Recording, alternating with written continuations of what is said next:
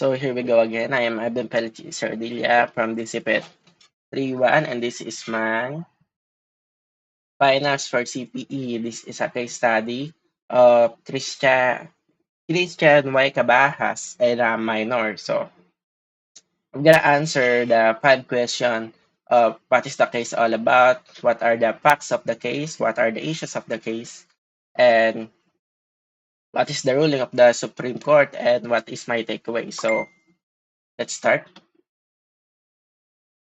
So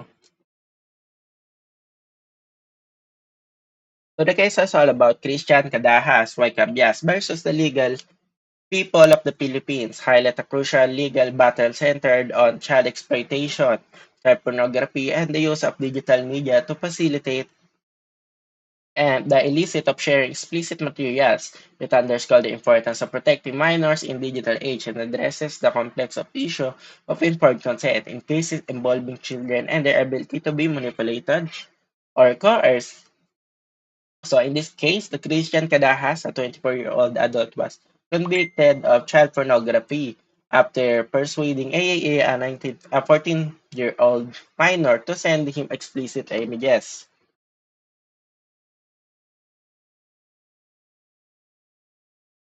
So the case focused on the issues of relating digital privacy, admissibility of evidence, and the legal capacity of the minor to provide consent. So what are the facts of the case? The case began when Christian Cadajas met AAA, a 14-year-old, through a work at a canteen. Over time, the two developed an online romantic relationship and exchanged explicit materials via Facebook Messenger.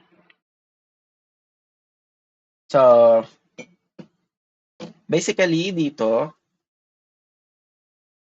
balin, una nagka-crush daw yung bata doon sa kay Christian Cadajas and nagpatulang ito sa ate niya and ayun nga, kinalauna nagkaroon sila ng romantic relationship. So, despite minor's age, Kadahas manipulated, convinced AEA to share photographs of herself that were sexually explicit. So the issue was uncovered when AEA mother BBB noticed disturbing messages and images of her daughter's phone.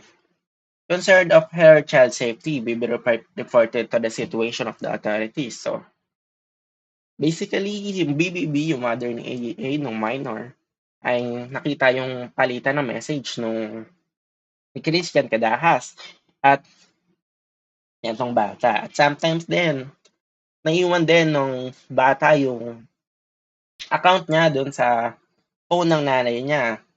So, doon din nagkakaroon ng chances yung nanay niya ma-notice yung nangyayari between the two. So, through legal investigation, it was discovered that Cadahas has been persuading AAA to send explicit images which were part of larger pattern of child exploitation involving online platforms. Excuse me. Excuse me again.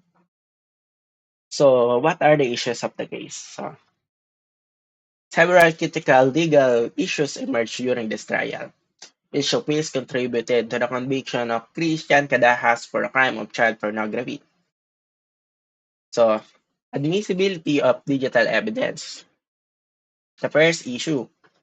The defense argued that the evidence obtained from the Facebook Messenger conversation between Cadahas and AA violate privacy laws. That should not be used in court. However, the court ruled that these materials were necessary to protect the rights of the children and prevent sexual exploitation. The court emphasized the principle that the privacy can be overridden when it is necessary to protect vulnerable individuals, especially minors. The digital messages and photographs serve as a pivotal evidence for the prosecution. So, this first issue, sinasabi dito nakadahas na hindi daw pwede magamit yung evidence na yon kasi it violates daw yung privacy nila. But the court explains na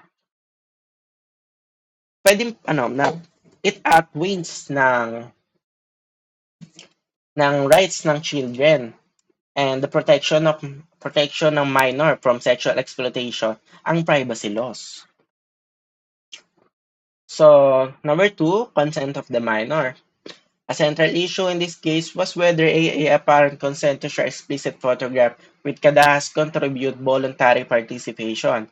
However, the court ruled that consent from a minor is irrelevant in such cases as children lack of legal capacity to inform this about engaging in sexual explicit behavior or oversharing explicit or sharing explicit materials that laws protect minors from being exploited regardless for any purpose agreement they may have.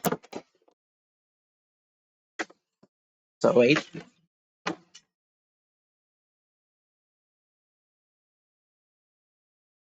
So number three, the third issue of the case is the sweetheart defense. So defense asserts the sweetheart defense claiming that the explicit exchange of consensual within the context of romantic relationship. The court, however, rejected this defense, underscoring that the children can easily be coerced and manipulated into sexual activity by adults. Romantic relationship defense does not mitigate the exploitation of a child, and the law maintains the minor requires special protection for regardless of the nature of the relationship with an adult. So, isa pa dito about the sweetheart defense. Kasi, yung relationship is not talaga okay kasi it's a relationship between an adult and a minor. So, hindi talaga pwede itong sweetheart defense. So, for the fourth issue is the digital exploitation and distribution of explicit materials. The case also examined the possession of reproduction and distributing of explicit materials involving children. The court ruled that the mere possession of such materials is punishable, even there was no intent to sell or distribute them. The court clarified that the possession of child pornography, even for the personal use, is a crime, emphasizing that adults who possess explicit materials involving minors are criminally liable regardless of their intent. So, dito kasi, child pornography kasi, pag sinasabi natin may intent to sell or ayun nga, may intent na pagkakitaan yung video, malaking batas na yon. Kumbaga, sakop siya ng child pornography na ito talaga yung ito talaga yung pinoproteksyohan ng laws na yon kasi na-exploit yung ganong kasensitibong mga information, mga images, ganon, etc.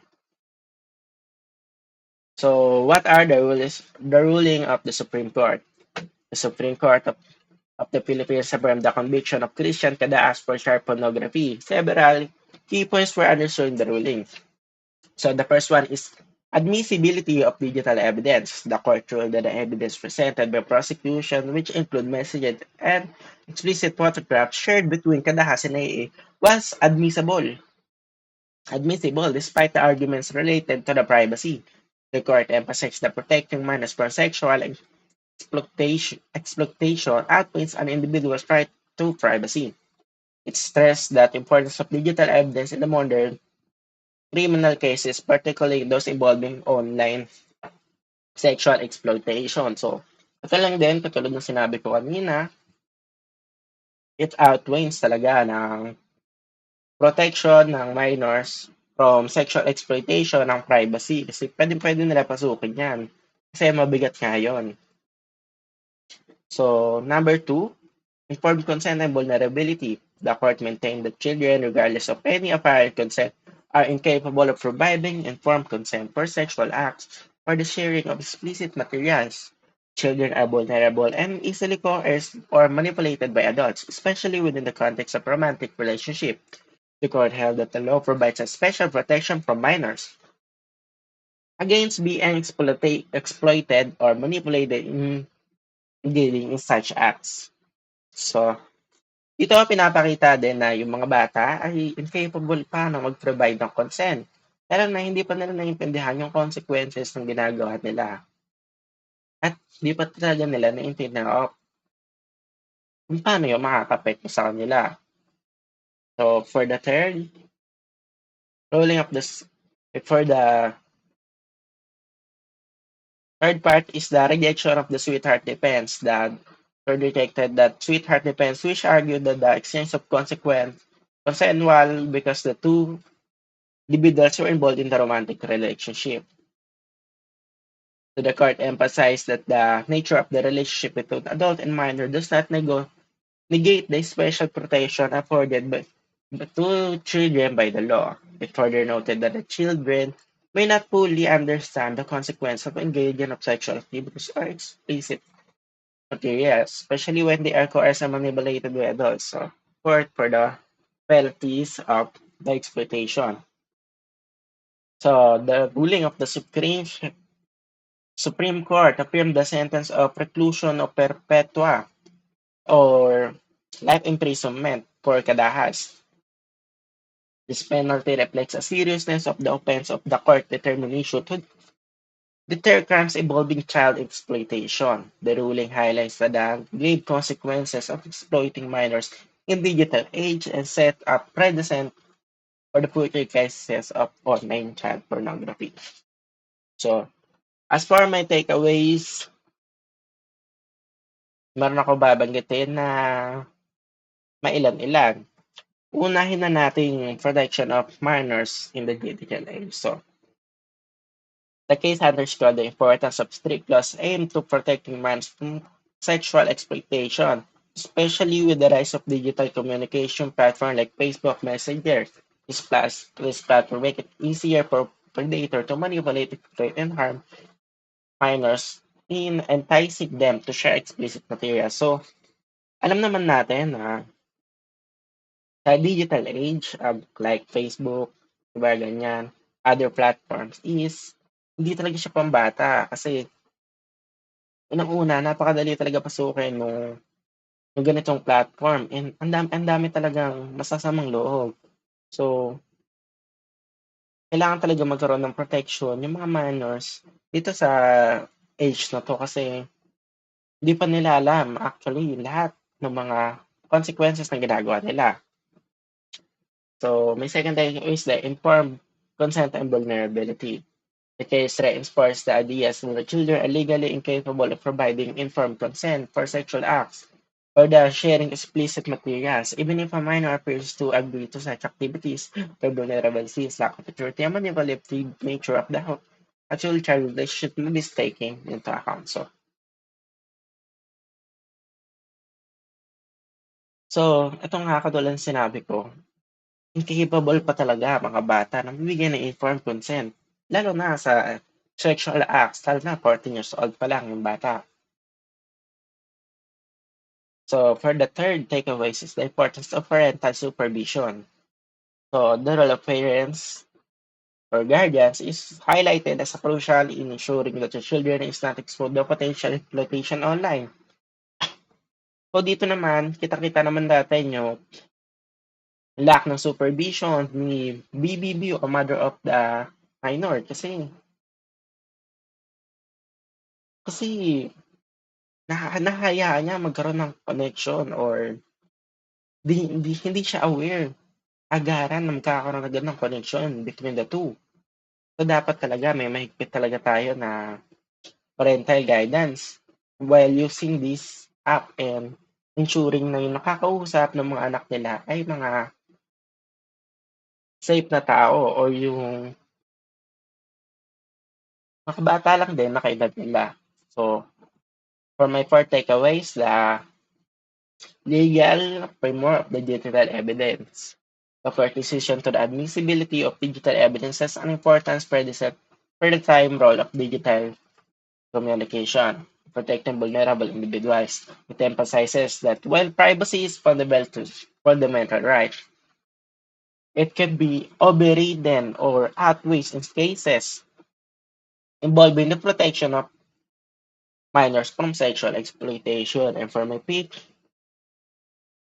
takeaway is the rejection of sweetheart defense.